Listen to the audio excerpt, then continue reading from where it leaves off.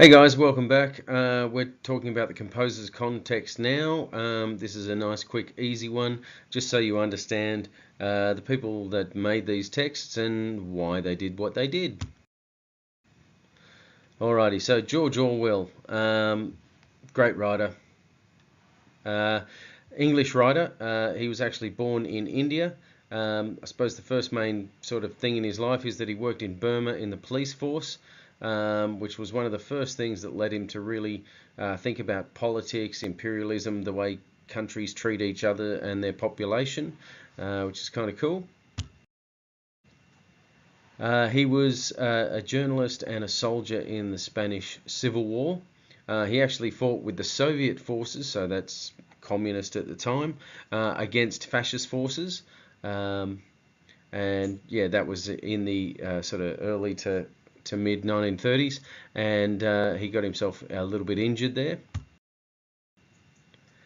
which meant that he was unable to fight in World War II, but he did work writing a lot of articles and being a journalist in World War II.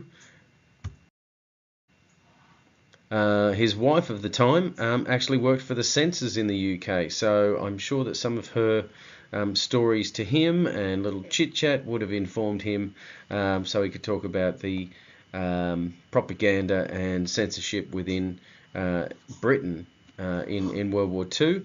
She actually passed away just after the end of the war in 1945.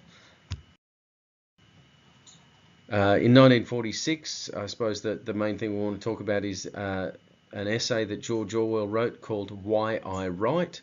Now, you can Google it. It's everywhere. It goes for about two to 4 pages, depending on how big the document is.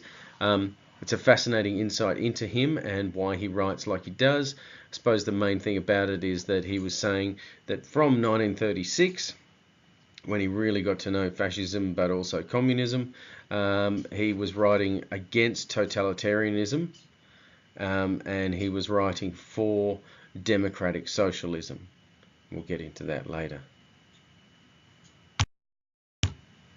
Now, 1984 was written and published in 1949. It was written a little bit before that because that's what happens. He was sick at the time with a lung disease, and even he himself has said that it may not be such a dark, twisted novel if he wasn't feeling so dark and twisted at the time. Now, Fritz Lang is our next contestant in composers. First and main point is he was raised a Roman Catholic. His mother was Jewish, but she converted to Roman Catholicism, and he had a very strict Catholic upbringing. Very important, certainly in terms of Metropolis. You're certainly going to see a lot of biblical allusions within that. He fought in World War I for Austria. He was injured. I think he was shot around about 3 times. And he had a really bad case of shell shock in 1916 and was discharged from the army, and that started him writing sort of film scripts and getting into that side of art. In 1920 he met his wife, Tia von Habu. She co-wrote all his films from, I've written 1927 to 1933, that's wrong, it was from 1920 to 1933, that's all right. They broke up in 1933, basically because she thought Nazis were great. He thought they were crap. Seems he was probably right. That is of no consequence to us in talking about Metropolis, because that obviously happened after the time, but it's an interesting little sort of fact. The other sort of thing I wanted to talk about, Lang was from the Expressionist art school, and he'd studied art at art school in Vienna. So that was before World War I. So obviously you'll see Expressionism and art school, the art school bent in Metropolis.